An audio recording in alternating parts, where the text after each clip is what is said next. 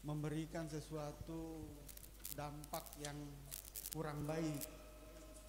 Tetapi perlu kita ingat bahwa sesungguhnya teknologi itu sangat berpengaruh di dalam kehidupan kita sehari-hari. Bapak-bapak jamaah yang kami muliakan, kami tentunya pada kesempatan ini memberikan apresiasi kepada bapak-bapak sekalian yang senantiasa mengikuti kegiatan ini setiap hari Selasa sore, ba'da asar, dan untuk ceramah umum di setiap Kamis.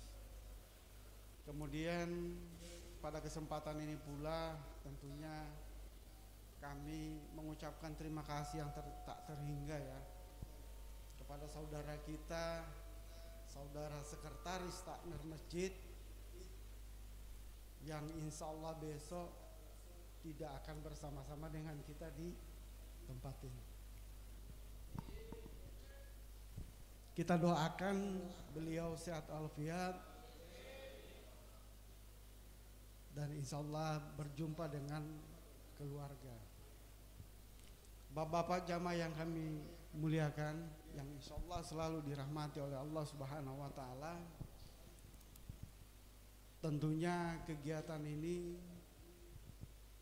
selalu harus mendapat dukungan penuh dari bapak-bapak, karena tanpa bapak-bapak program ini juga tidak akan berjalan ya. Jadi tumpuannya kepada bapak-bapak, karena ini seperti hukum timbal balik Pak. Jadi law of attraction, jadi ada keseimbangan hukum antara bapak-bapak dengan kami sebagai petugas di dalam penyelenggaraan kegiatan-kegiatan ini. Tetapi ini manfaatnya untuk kita semua, termasuk saya dan bapak-bapak. Jadi manfaatnya ini bukan hanya sekedar ada maksud tertentu ya, tetapi ini karena Allah Ta'ala. Jadi semua yang kita lakukan ini lillahi ta'ala. Jadi semua kita serahkan kepada Allah. Jadi yang apa yang kita lakukan karena Allah ya, bukan karena ada sesuatu di sana kemudian kita melakukan kebaikan-kebaikan di atas muka bumi. Kemudian kepada Pak Ceramah, Pak Ustadz Imam Kasim, perlu kami sampaikan bahwa kegiatan ini terselenggara setiap hari Selasa ba'da asar, dan setiap Selasa ini merupakan adalah kajian Islami yang tentunya ada respon balik dari jamaah, di mana setelah Bapak memberikan pencerahan kepada kami, mungkin sebentar ada sekitar 1-2 pertanyaan yang akan jamaah akan tanyakan kepada Bapak sebagai bentuk ingin mengetahui lagi apa-apa yang belum kita pahami selama ini. Kemudian pada Bapak mungkin sebentar pada saat selesai kegiatan nanti kita absen, sepertinya absennya ada 2 gitu. Jadi kita mulai ini perbaiki sebentar, ada sidik jari, ada 2 tempat di lokasi yang sama biar tidak terlalu banyak berkerumun ya. Mungkin barangkali itu yang bisa kami sampaikan. Mudah-mudahan bapak-bapak bisa mengikuti kegiatan ini dengan baik. Billahi taufiq wal hidayah. Assalamualaikum warahmatullahi wabarakatuh.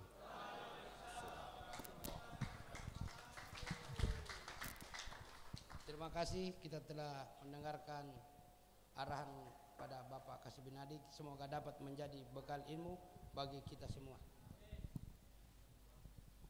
Disampaikan kepada jamaah sekalian dapat berpartisipasi mengajukan pertanyaan kepada Bapak Ustadz setelah selesai kajian.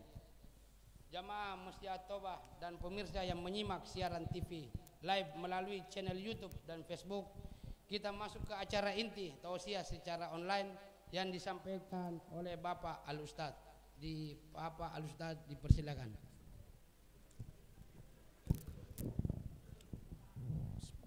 Assalamualaikum warahmatullahi wabarakatuh. Bismillahirrahmanirrahim. Alhamdulillahi Rabbil Alamin. Wassalatu wassalamu ala sayyidil anbiya'i wal mursalin Sayyidina Muhammadin wa ala alihi wa sahbihi ajma'in. Amma ba'du. Pak Ustadz.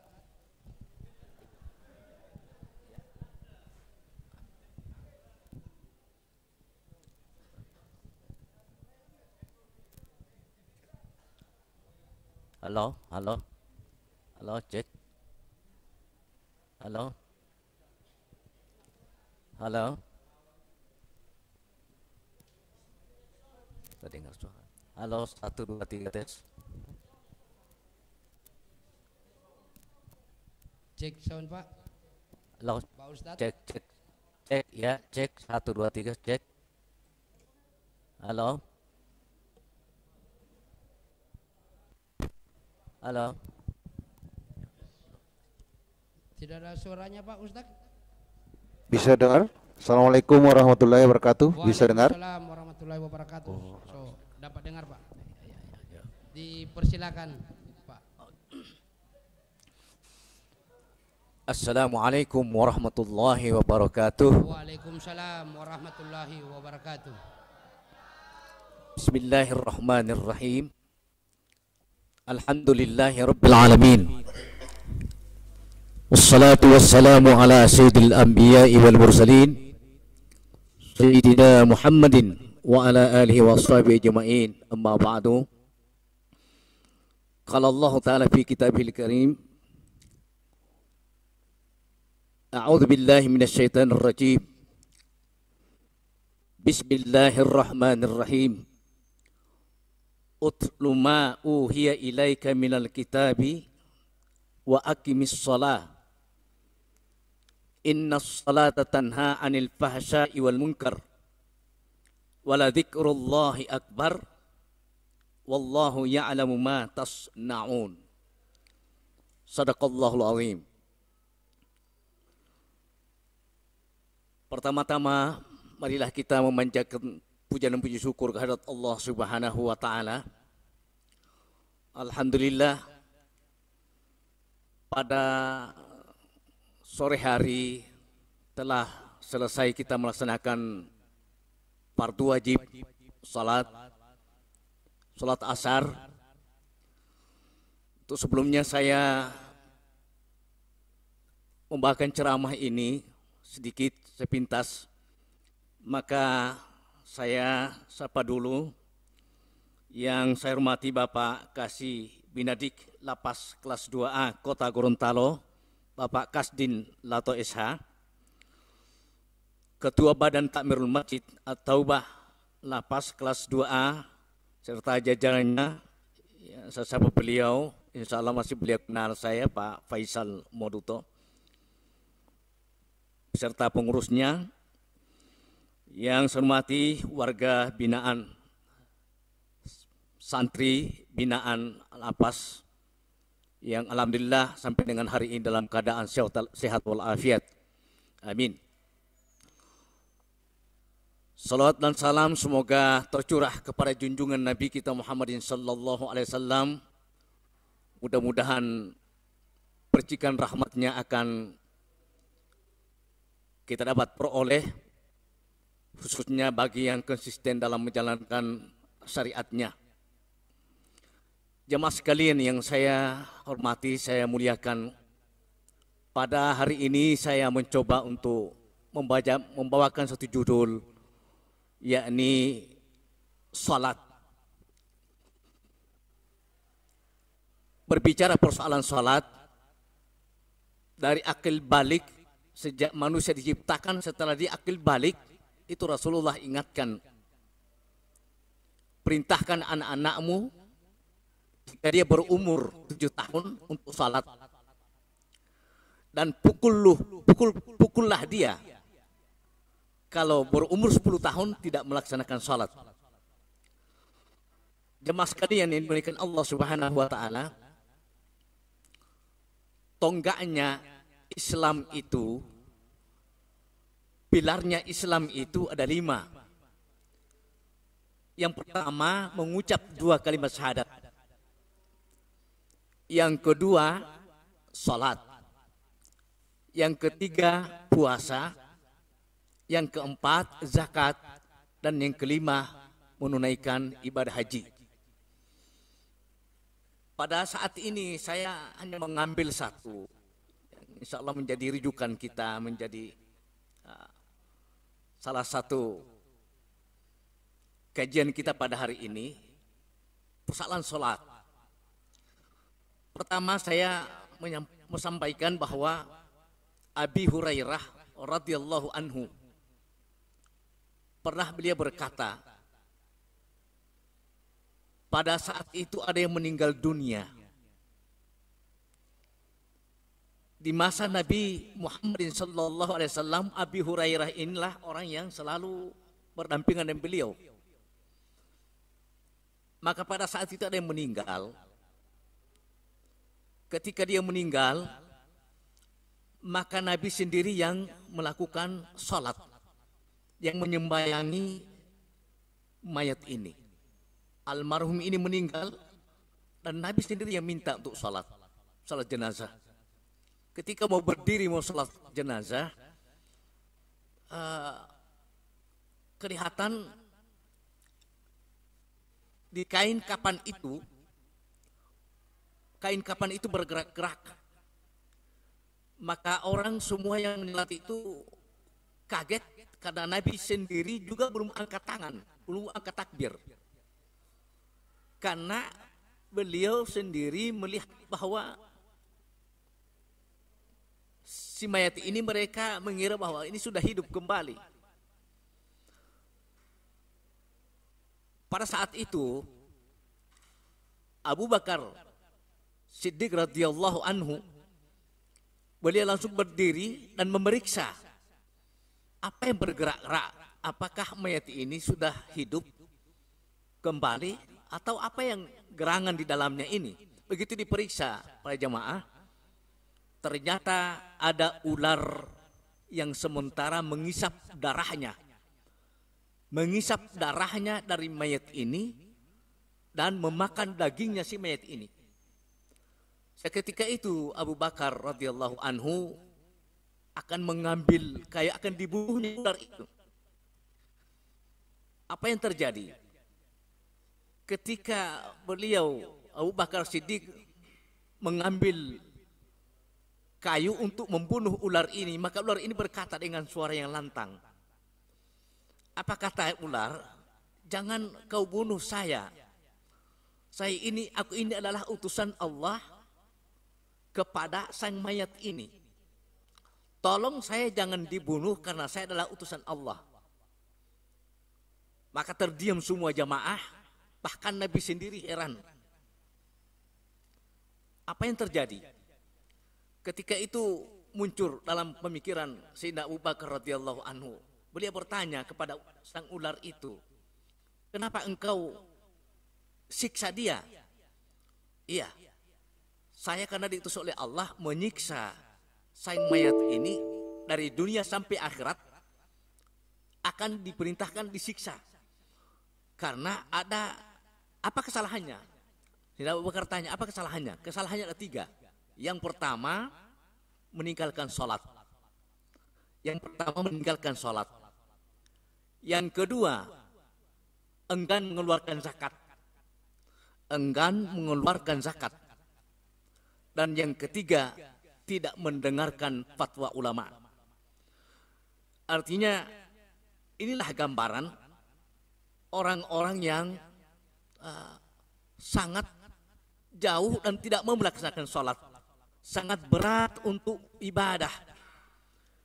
Padahal kalau ditanya dalam satu hadis Rasulullah, kalau ketika ditanya orang-orang yang telah meninggal dunia ini, semua mereka ini pasti ingin kembali ke dunia, hanya ingin beramal, bersedekah dan untuk sholat.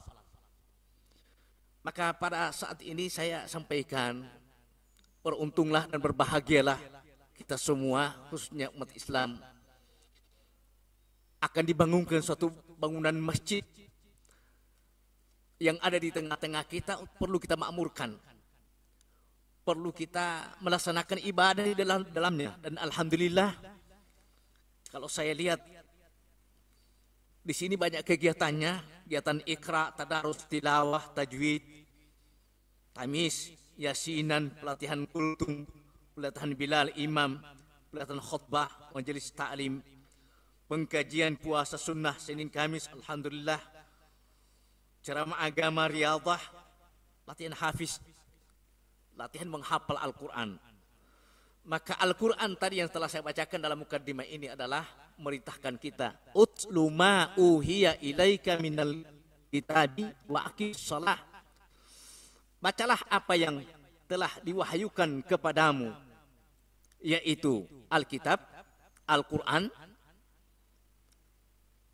dan dirikanlah salat, wa aqimis shalah. Innas salata tanha anil fahsya'i wal munkar. Sesungguhnya salat itu dapat mencegah perbuatan keji dan mungkar. Waladzikrullahi akbar, dan sesungguhnya mengingat Allah adalah lebih besar keutamaannya dari ibadah-ibadah yang lainnya. Wallahu ya'lamu ma tasna'un, dan Allah mengetahui apa yang kamu kerjakan. Jemaah sekalian dimuliakan Allah Subhanahu wa taala. Yang pertama, kita diperintahkan membaca Al-Quran, muratal Al-Quran. Sungguh Al-Quran itu sangat membantu kita. Apabila dalam kesulitan, apabila dalam keruwetan di dalam hidup kita, atau merasa tidak tenang, maka perintah agama, bacalah Al-Quran, banyak berzikir. Karena Al-Quran itu adalah zikir yang mu'azzam, zikir yang besar. Dibaca setiap saat. Dibaca kalau dia mengambil air wudhu, jamaah sekalian, itu 75 pahala, bahkan lebih sampai 100 dari atas. Itu dibaca pada saat Al-Quran ini dibaca pada saat waktu kita melaksanakan sholat. Kalau dia dibaca hanya tidak memakai air wudhu, maka dia 25. Memakai air wudhu tidak salat, dia 25 pahalanya. Kalau membaca tidak memakai air wudhu, atau kita sesudah salat sudah batal wudhu, pahalanya 10. Sungguh luar biasa, satu huruf, dan itu balasan Allah Subhanahu wa taala. Maka banyak orang-orang yang diselamatkan oleh Allah, diangkat derajatnya di sisi Allah Subhanahu wa taala, itu karena mereka tekun dalam membaca Al-Quran dan ingat kepada Allah Subhanahu wa taala. Sekali lagi saya sampaikan bahwa jangan tinggalkan salat dalam kondisi apapun. Alladzina yadhkurunallaha qiyaman wa qu'udan wa 'ala junubihim wa yatafakkaruna fi khalqis samawati wal ard.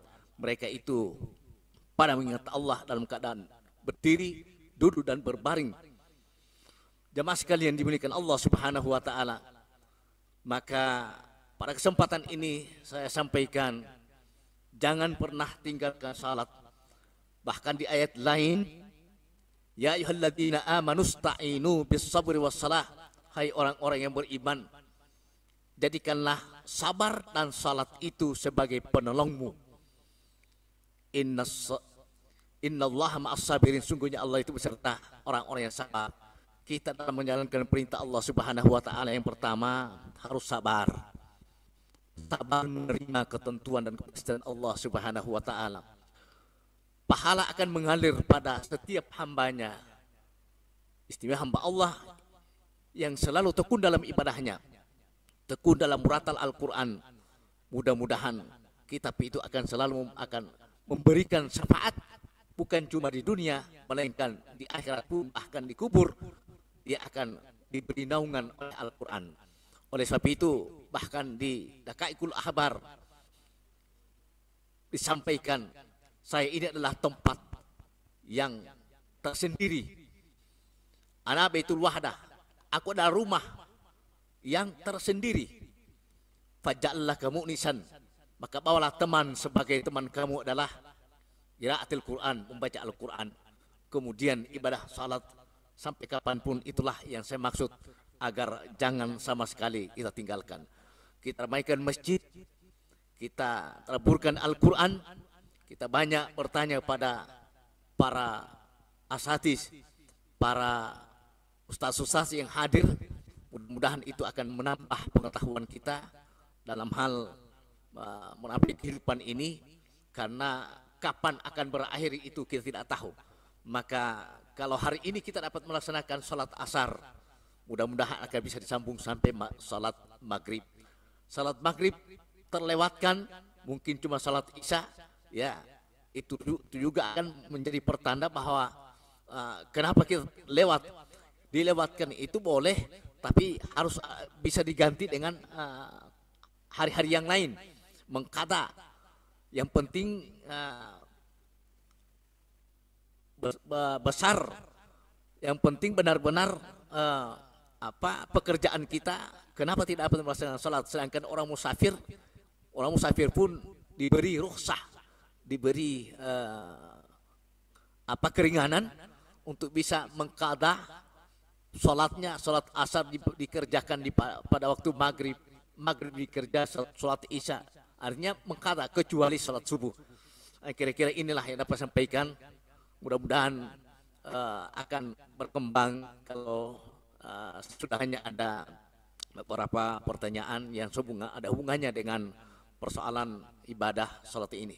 Demikian, Allahumma wafiq ila aqwamit thariq. Assalamualaikum warahmatullahi wabarakatuh. Waalaikumsalam warahmatullahi wabarakatuh. Itulah tadi kajian dari Bapak Al-Ustaz. Insyaallah ada bermanfaatnya buat kita semua. Disampaikan kepada jamaah yang ingin bertanya, dipersilakan.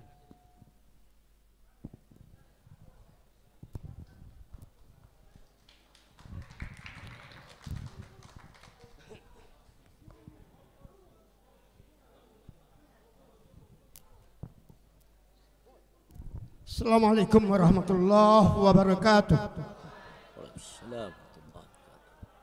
Langsung pada pertanyaan Ustadz. Yang pertama dalam masalah kebersihan. Andai kata kalau kita buang air besar kemudian hanya kita manfaatkan itu hanya 5 palo-palo, kira-kira bisa cukup itu Pak atau tidak? Itu pertanyaan pertama. Yang kedua, sholatnya hanya seolah-olah dipermainkan. Dia sholat hanya maghrib dengan isya, ya, yang lain tidak. Kira-kira sholat yang bagaimana itu? Diterima oleh Allah atau tidak? Yang ketiga ini Pak, maaf saja ini, baca Al-Quran itu memang sangat luar biasa, manfaatnya luar biasa. Tapi baca Al-Quran tanpa hukum kira-kira dapat pahala atau tidak? Ini pertanyaan saya Pak. Dan saya punya nama Saleh Lapung, MPD. MPD itu maaf Panggolada. Ya, titel saya yang sebenarnya ialah SR. Assalamualaikum warahmatullahi wabarakatuh. Waalaikumsalam warahmatullahi wabarakatuh.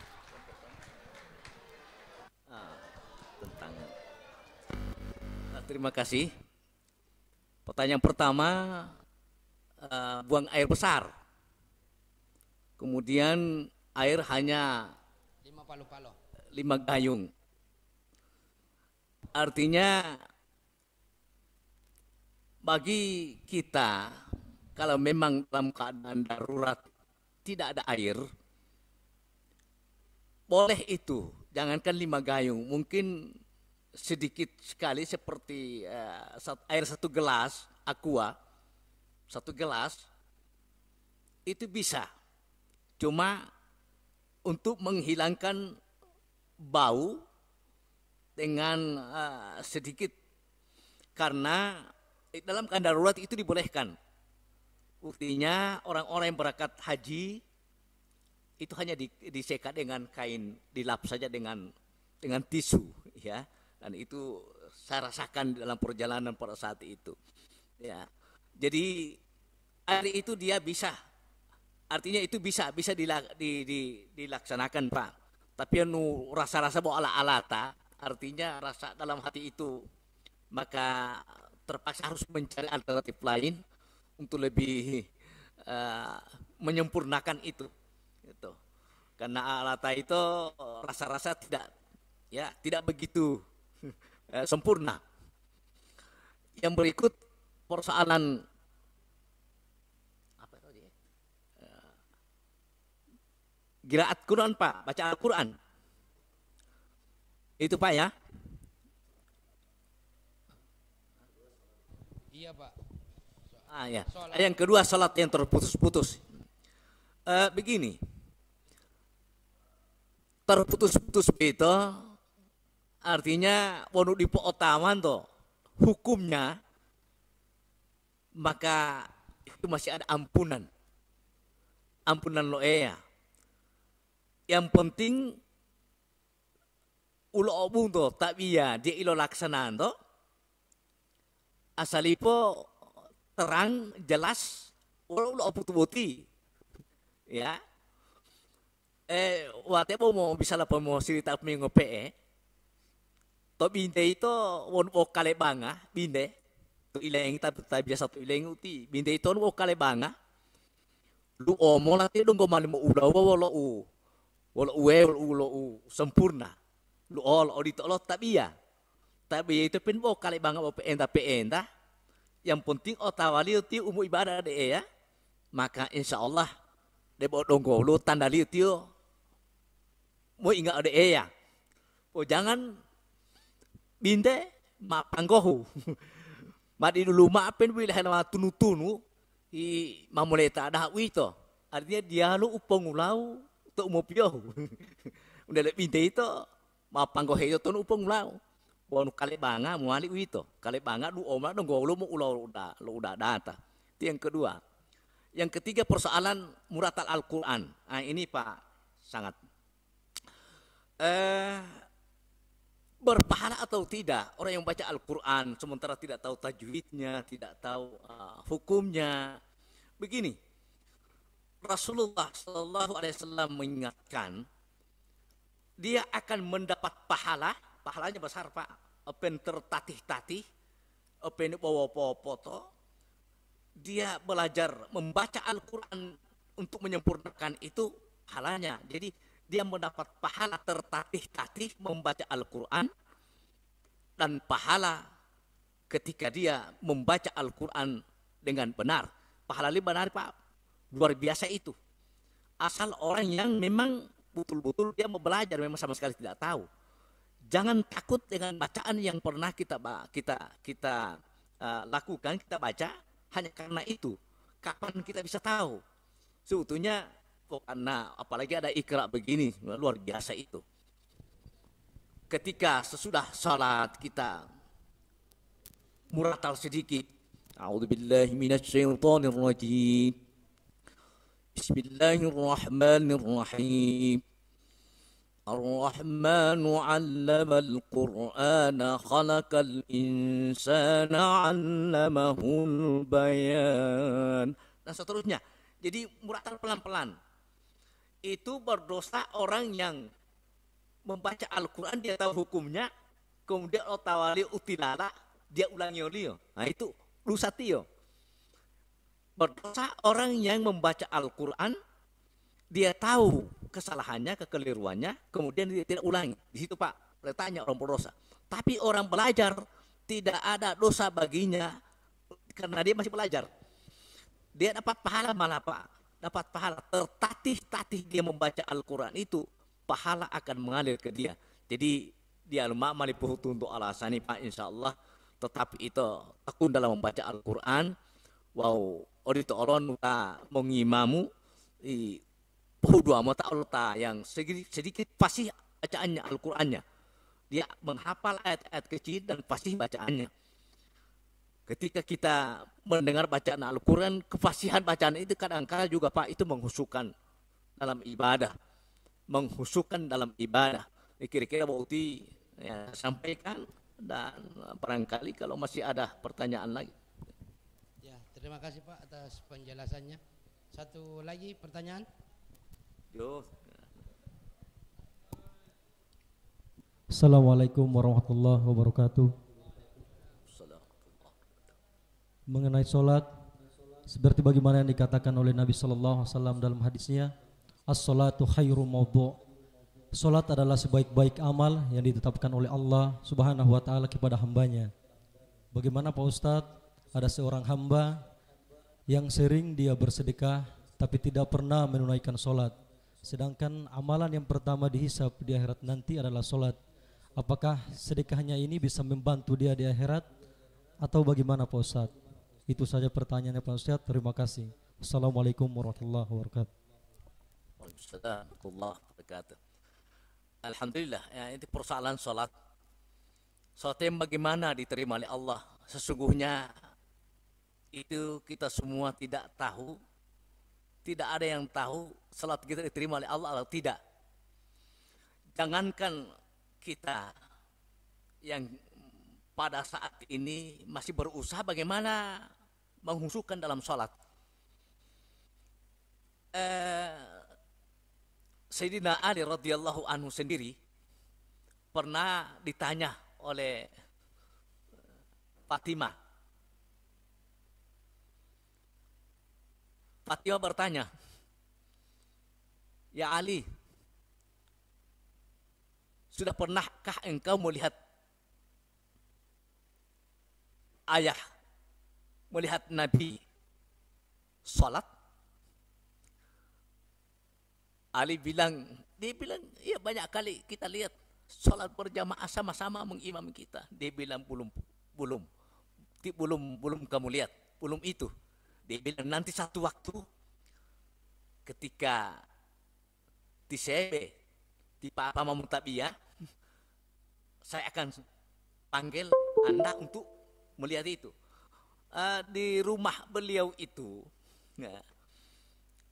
ada satu lubang yang khusus hanya Fatimah sendiri yang melihat lubang itu. Ketika ayahnya masuk ke kamar itu untuk sholat, maka Fatimah sangat senang melihat ayahnya untuk sholat. Ketika masuk di dalam ayahnya, baru dipanggillah Sayyidina Ali, sini, lihat khoba itu di Sebe, Papa Mutabiyah. Begitu dia lihat, angkat takbir Allahu Akbar, pingsan Sayyidina Ali radhiyallahu anhu. Pingsan. Itu tabiat ututu. Itu tabiat ututu. Wono orang tepotia. Bahkan inna salata tanha anil fahsya'i wal munkar. Sungguhnya salat itu dapat mencegah perbuatan keji dan munkar. Ma'aunu hetio. Tabiat li tolimolo eya. Wono tio menghindari perbuatan yang tidak baik dalam dirinya. Dia menghindari diri mampopihe setiap saat. Kelihatan dalam dirinya setelah menjaga ini salat itu bisa ditahu. Artinya mali otawan tuh tio tak biali til molo eo karena uti potaruh olan tuh tel itu ondong ko hempo ola tam tabia i tantu mau duduk apa undila kalau ya meningkat sampai meningkat. Bagaimana salat itu sampai artinya atau maka itu debo ilo dungga orang-orang yang dalam khusuannya bahkan mau cerita melat ya perjalanan saya waktu kemarin itu ilo dungga ya dengan orang yang waktu mau ibadah beliau ini luar biasa tertatih-tatih datang luar tata kebiru balato tapi luar biasa ketika usai sholat bila hemat tipe itu ultima Madiano kemana orang ini padahal depan saya begini itu Pak. Jadi kadang-kala itu Butia itu yang saya katakan bahwa jangan putuskan salat dalam kondisi apapun. Waktu itu umpamanya waktu subuh memang waktu orang tidur itu, tapi paksakan itu langsung bangun mengambil air wudu. Muka itu kalau sudah kena air, tetesan air kena di muka, maka seperti orang disuntik kita. Maka on mailu tahatalu tabia laku, insya Allah lama kelamaan akan terbiasa ibadah. Openu di lalo hebong lola lo taluhu atau hempadelatio to mau ibadah ode ya. Kira-kira mau itu umani sambil latihan insya Allah semoga ada manfaatnya. Dan mari kita akhiri dengan doa. Ala hadhihi niyyah wa kullu niyatin salihah. Al-Fatihah. A'udzu billahi minasyaitonir rajim. Bismillahirrahmanirrahim. Alhamdulillahi rabbil alamin. Allahumma salli wa sallim wa barik ala sayyidina Muhammad wa ala ali sayyidina Muhammad. Allahumma ahsin akibatana fil umuri kulliha. Ya Allah, ya Tuhan kami, sempurnakanlah amal ibadah kami. Wajinna minan nar wa min hizid dunya wa azabil akhirah. Dan jauhkanlah kami dari segala siksa dan dari apa-apa yang memalukan kami selama kami hidup di dunia dan siksa di akhirat. Allahumma innaka afuwun tuhibbul afwa fa'fu anna. Allahumma ya Allah, ya Tuhan kami, sesungguhnya Engkau Maha Pemaaf dan cinta kepada orang-orang pemaaf, maka maafkanlah segala dosa dan kesalahan kami. Allahumma ja'al khaira ayyamina ya malikaik wa antaradin anna birahmatika ya arhamar rahimin. Allahumma ya Allah, ya Tuhan kami, jadikanlah hari ini sebaik-baik hari bagi kami, hari menemui Engkau dan Engkau ridha akan kami dengan segala rahmat-Mu ya Maha Penyayang. Allahumma rabbana taqabbal minna innaka antas samiul alim wa tub alaina innaka antat tawwabur rahim. Rabbana atina fid dunya hasanah wa fil akhirati hasanah wa qina adzabannar. Sallallahu ala sayyidina Muhammadin wa ala alihi wasallam. Subhan rabbika rabbil izzati amma yasifun. Salamun alal mursalin.